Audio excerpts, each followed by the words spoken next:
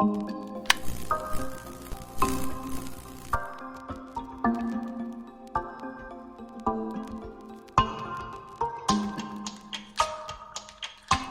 everyone, I'm Jasper, the programmer behind MinuteLabs, and today we're going to do something a little bit different. I've had a lot of experience programming physics simulations over the years, and I always have a lot of fun doing it. So I figured if I have so much fun programming these things, maybe you would too. So I figured I'd take you through the process of coding a physics simulation completely from scratch. There are many things we could do, but I think building a game of Pong is kind of in the sweet spot for us.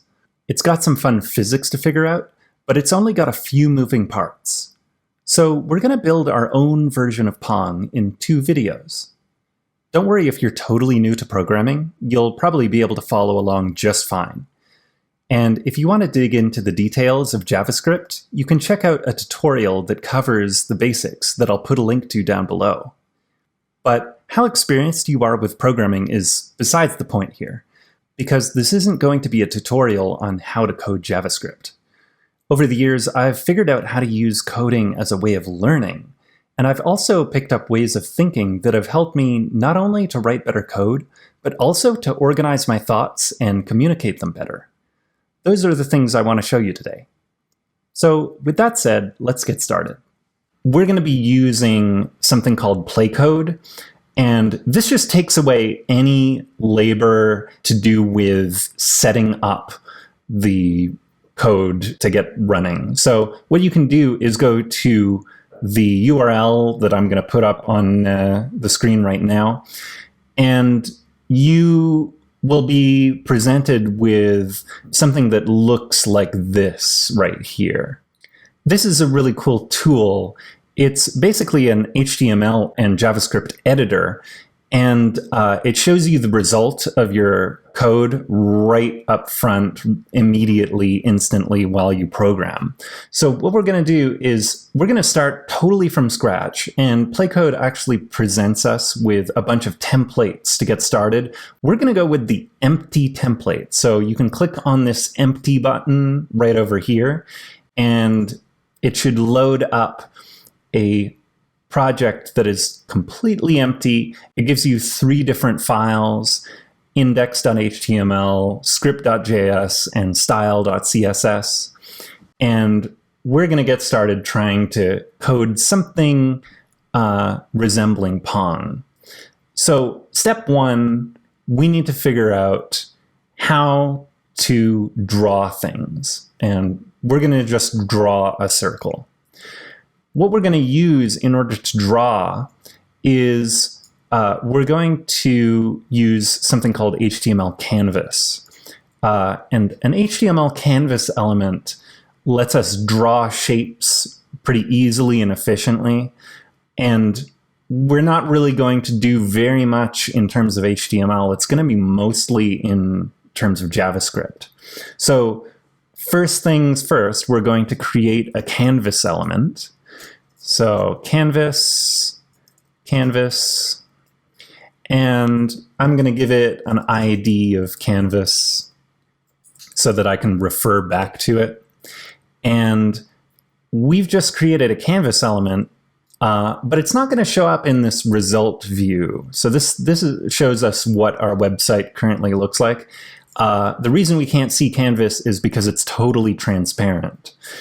So what we need to do is we need to actually go into styles and give it some kind of background. So canvas, I'm going to reference it by ID, and I'm going to give it a background of maybe like a gray of some kind. So background gray. There we go. It pops up immediately. What we can do is actually hover over this color. Playcode gives us a nice little color picker that we can use to change the color of the background. And I'm going to go with something a little bit darker. Maybe something like this, so it doesn't get totally in the way. Just like a dark gray. Next, we're just going to go into our script.js file, and this is going to be the main part of our code. So we're going to close that, and the first thing to do is we're going to need to get a reference to the canvas so that we can tell the canvas what to draw.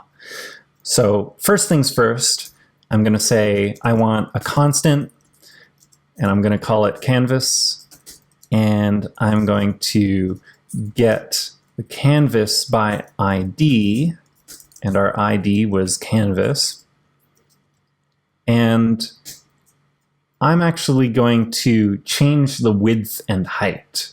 And the way to do that is say canvas.width equals something and canvas.height equals something. But I don't want to put numbers on this side of the equals sign. I want to actually create some variables so that I can reference back to what the canvas width and height are. This is just a good rule of thumb for programming. Try to keep all of your numeric values or any kind of property in one place. So I'm going to say I have a constant width, and I'm going to say it's 800, constant height 800, and I'm going to set the canvas width to width and the canvas height to height. And immediately we have a larger canvas to work with. So that looks pretty good. Next thing, what we're going to do is we want to draw a circle on this canvas. So if we want to draw a circle, the first thing to do is I'm going to pretend I have a function already that does this job. Anytime I want something to happen in the code, I want to pretend I've made up a function that already does that. This just helps me organize my thoughts way better, and it actually helps me to code in a more intelligible way. So I'm going to say draw circle, and I'm going to pretend that I have a function called draw circle. I don't at the moment, but if I wanted to draw a circle and I had a function, I would probably need to tell it where do I want to draw it, how big, and what color. So I'm going to say I want to draw it at some x coordinate, some y coordinate. I want it to have a certain radius and a certain color. So let's pretend we actually have this function, and let's say we want to draw it at 300, 300, and we're going to give it a radius of 50, and the color, let's give it a color of red. So now we know what our function should look like. So we're going to create a function called draw circle, and we want an x, a y, a radius, and a color. In order to draw a circle on canvas and make this function work, I actually need a reference to the canvas context. I can't actually draw on the canvas element itself, so I need to do a little extra step. I'm going to do constant ctx, and that's just normally what people label a canvas context, so I'm not going to break with tradition. And the way to get that reference is canvas.getContext2D. So whenever we draw something, we're going to want to draw it using the canvas context, CTX. So first things first, we're going to say ctx.beginPath.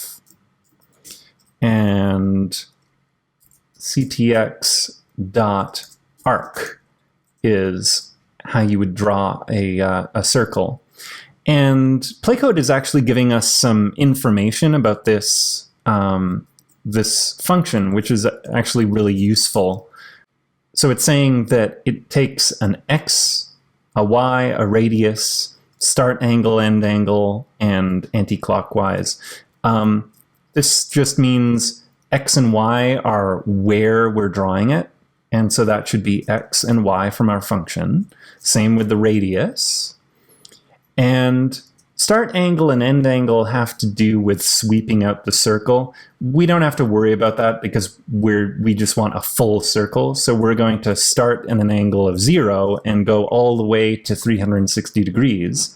But we actually can't say 360 because it's going to want the angle in radians, not degrees.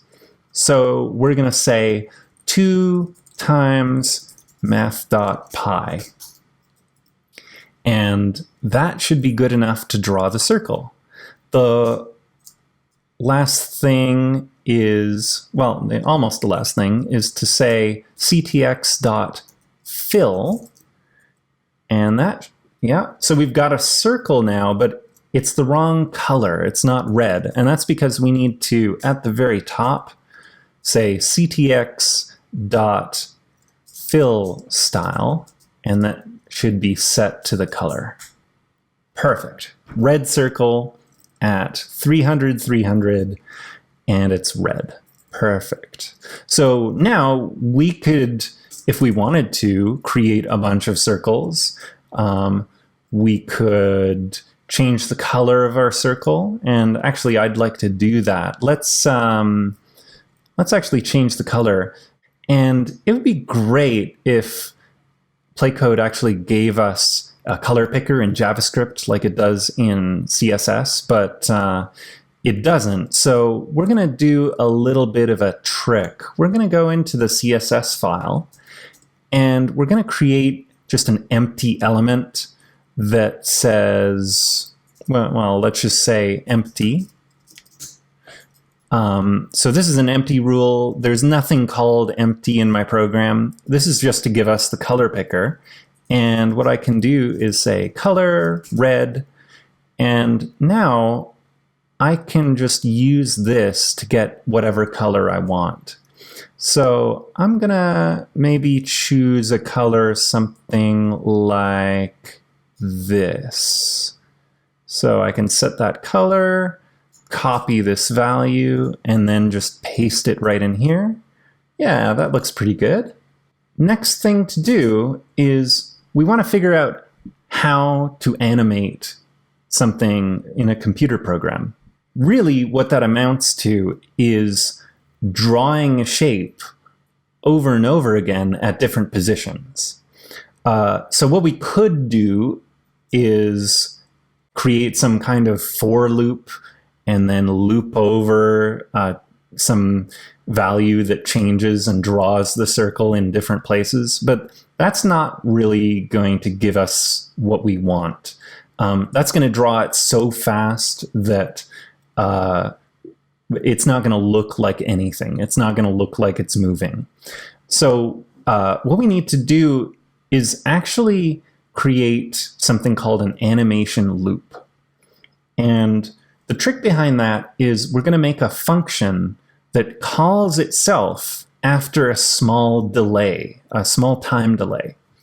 So what we can do is create a function called animate,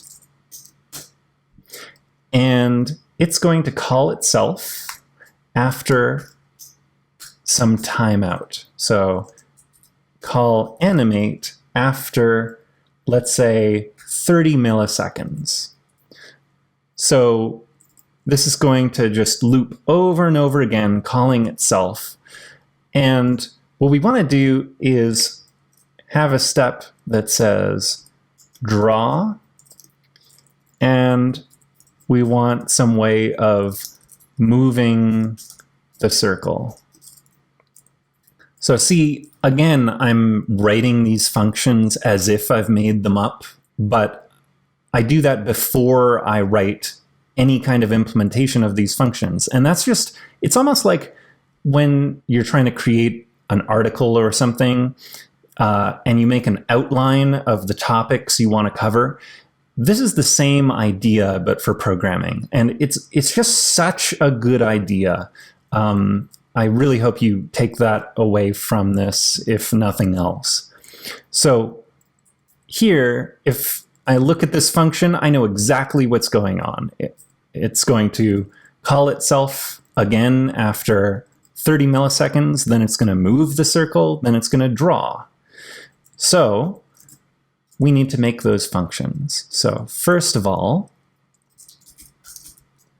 function draw, that's going to have our draw circle command.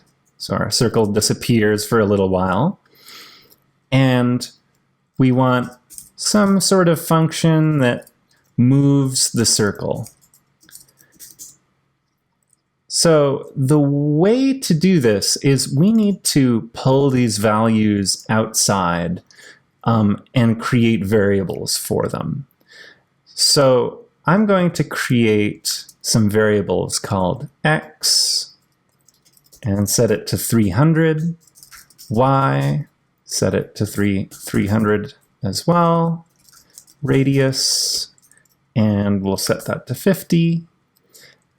And why not? We're going to, I don't intend the circle to change color, so we can make this a constant and say circle color. And we'll set it to this color. And now in here we can say x, y, radius, circle color. All right, let's call the animate function.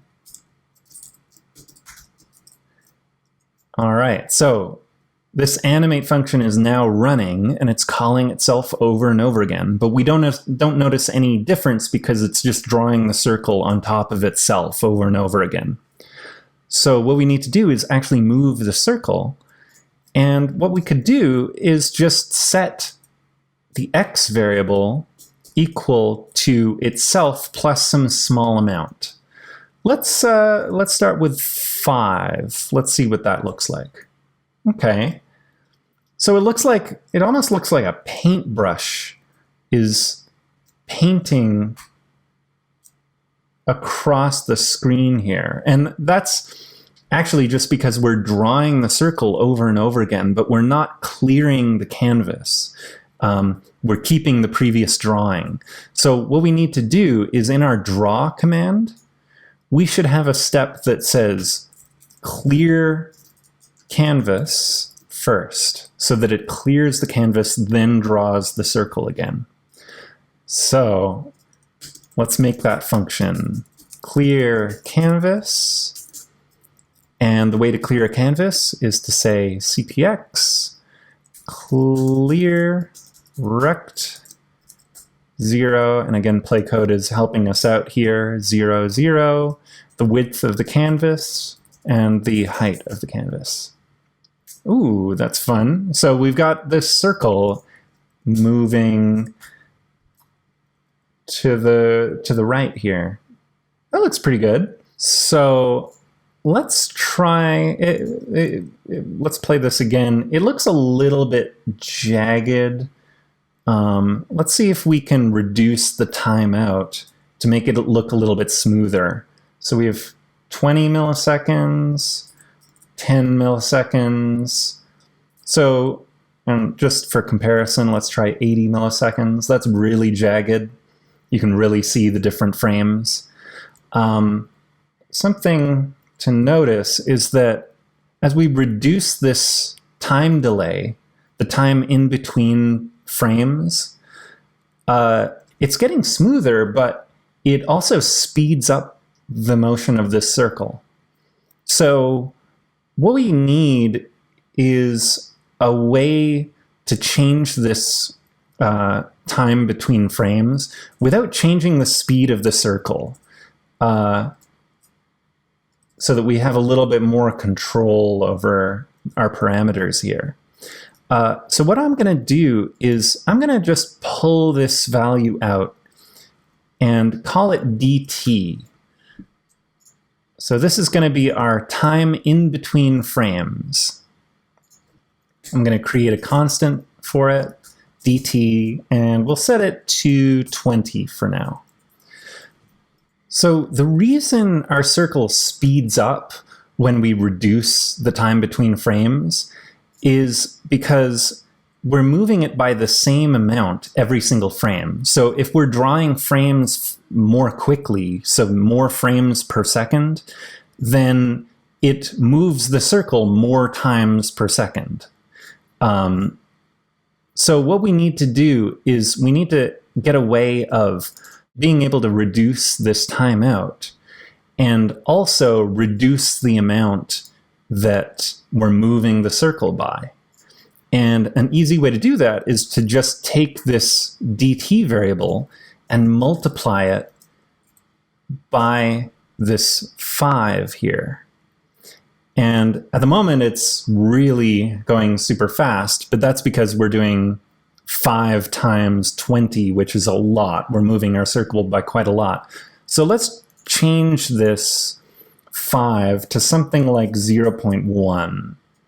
Okay, so our circle is moving more slowly now.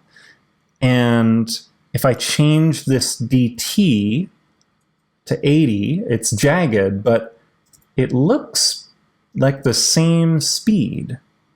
And that's just because if we are changing this dt and we're reducing it, that reduction carries over to the amount we're moving the circle because we're multiplying it in. Anyone who's done a physics class before might recognize this formula. This is position equals initial position plus velocity times time, or delta t. So delta time. So this value of 0.1 is actually the velocity of the circle. So we might as well just call it what it is and put it right up here. So v equals 0.1, and that is the circle velocity. So here's our first physics equation showing up, and it's creating this motion of the circle, which is really fun.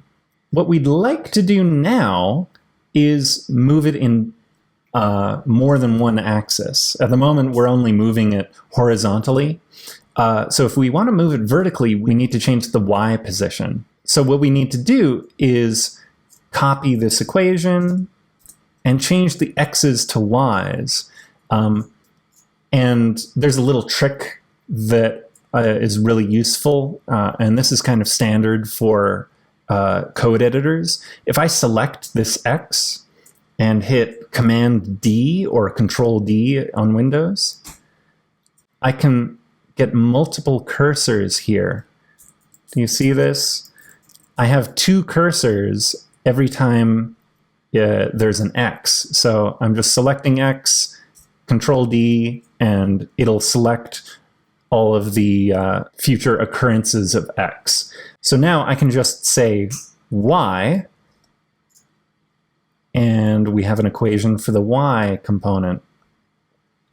So that's almost good. It's moving diagonally because we only have one velocity here. We want different velocities for the X and Y direction. So we should probably call this Vx and call this Vx in here, and change this to Vy, the velocity in the Y direction, and change this to Y. And now we have independent control over the velocity in both directions. So at this point, what I would notice programming this is that we're getting a little bit redundant. I think what would be way more useful is to notice that these 2 equations are basically the same. And what would be good is to be able to have something that changes both at the same time, so that we don't need to worry about the different components of position or the different components of velocity. And the way to do this is to use vectors. If you've never dealt with vectors before, just think of them like arrows. An arrow has a certain direction that it points, and it's also got a certain length of the arrow, and that would be the magnitude. We call that the magnitude. So in JavaScript, vectors aren't built in, but I've actually got a library that I'm going to give a link to, and I'm going to show you how to put it in here. And we're going to use the vector library to make our life way easier.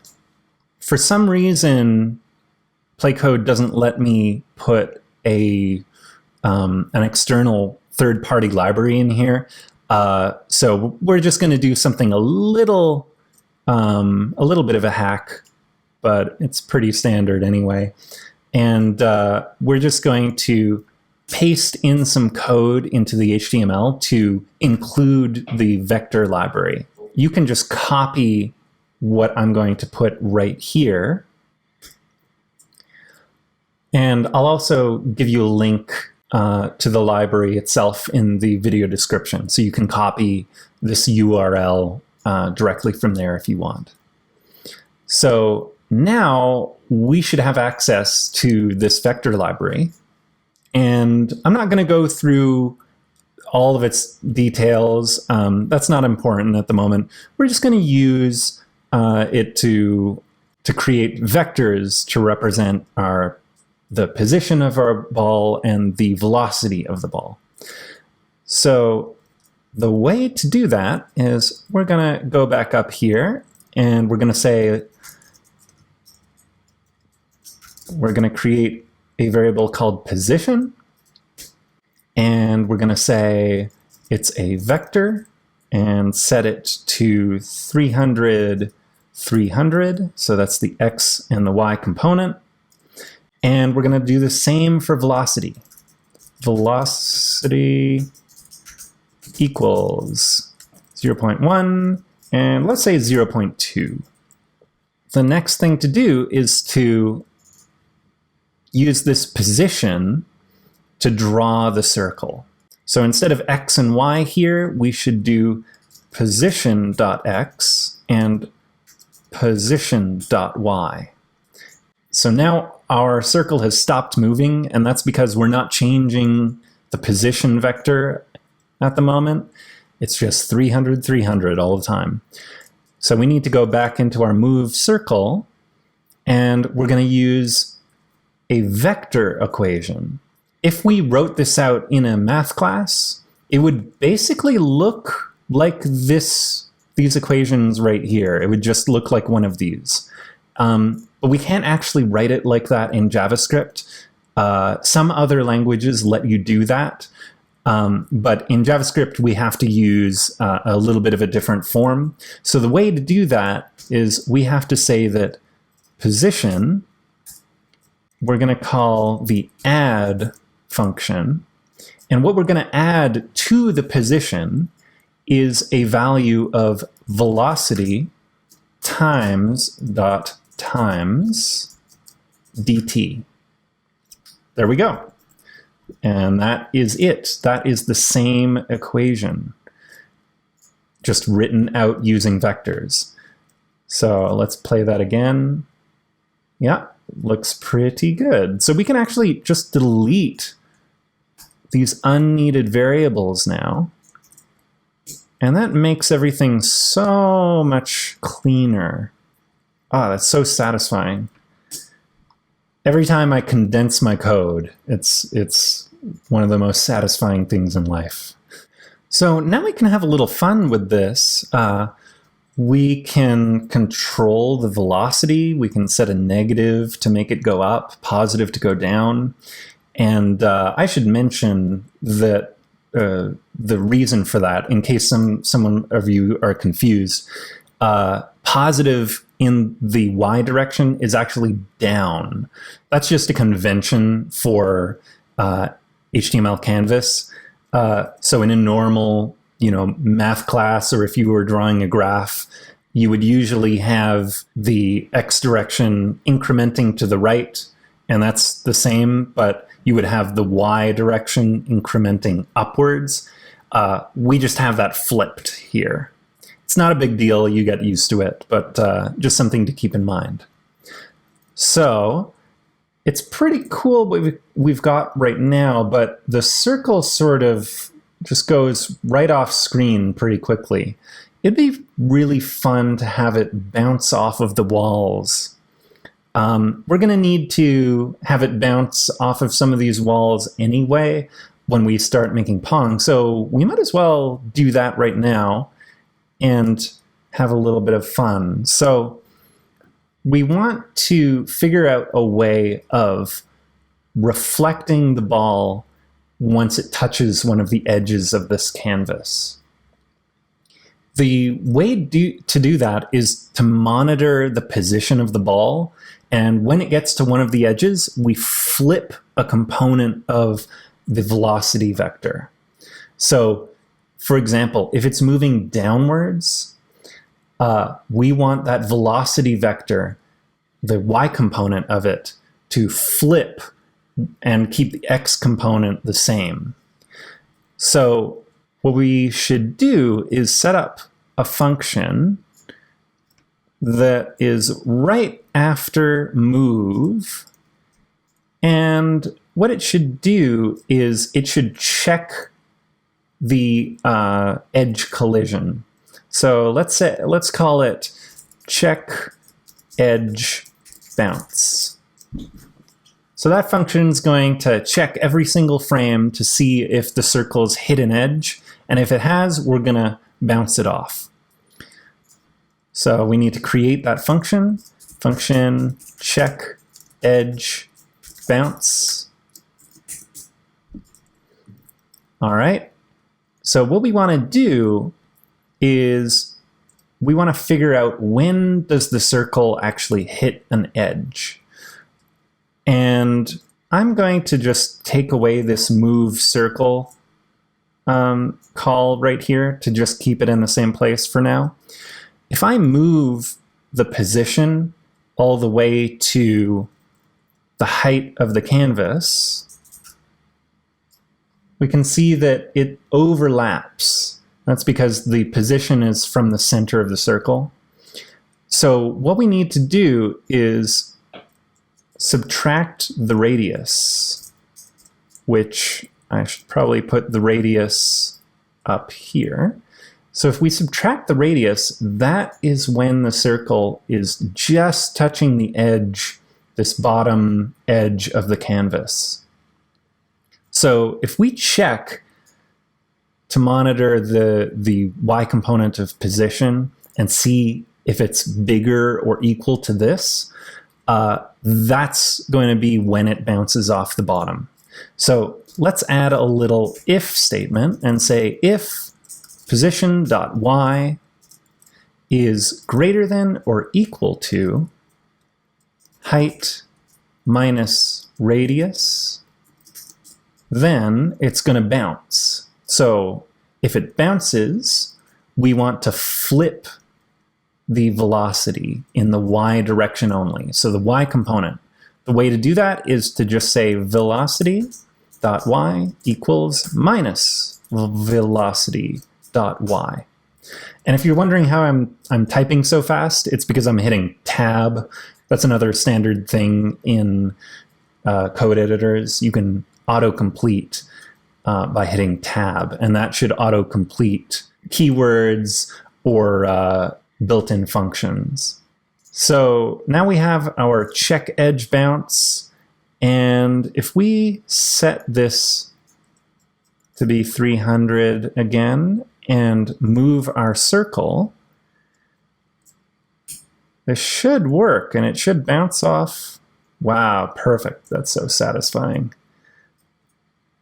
So it's coming down, we flip the velocity in the y direction and it bounces right off.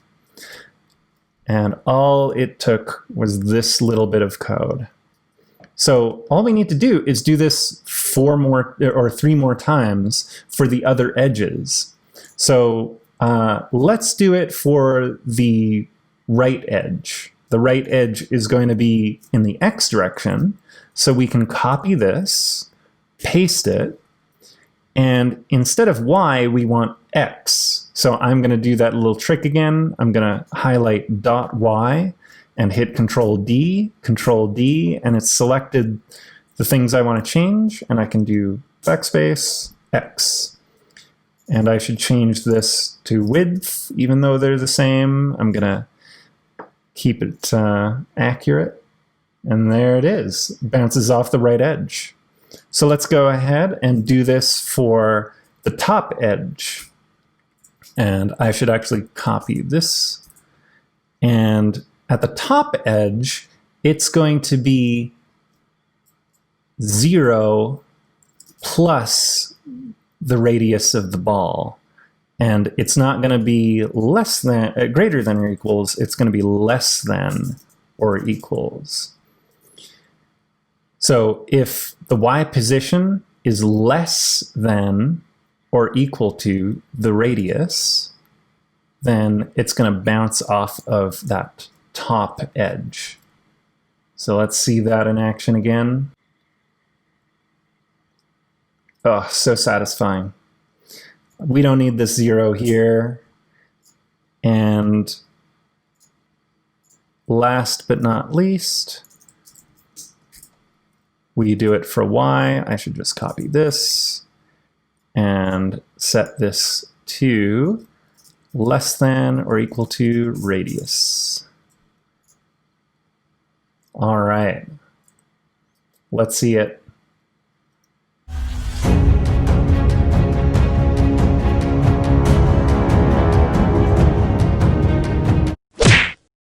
Perfect. It's always so satisfying when your code works.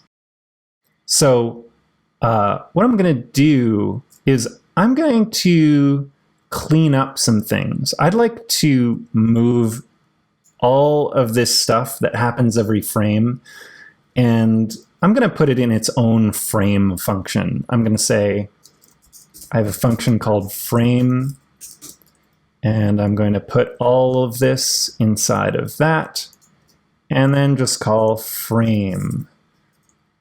And this just makes it even clearer what's going on. So animate is calling itself every single frame, and it just calls a frame function that is going to do this stuff every single frame. So now we've cleaned up our code a little bit better. Let's clean it up a little bit more. I don't like having so many loose variables here. And also, these variables are a little bit vague. If we start putting more things on our simulation, position starts to become more and more meaningless. Like, what position are we talking about? So what I'm going to do is I'm going to create an object called ball. And I'm going to use this object to hold these properties so that we can refer back to the ball whenever we want to talk about its position, its velocity. And this is just a good way of organizing the code and making it more readable and more manageable. So we're going to give this ball a radius and set it to 50, position, and I can just copy and paste this. And same thing with velocity. And we might as well put the color in here. Color. So now I can delete this, but now I need to go and refactor my code a little bit.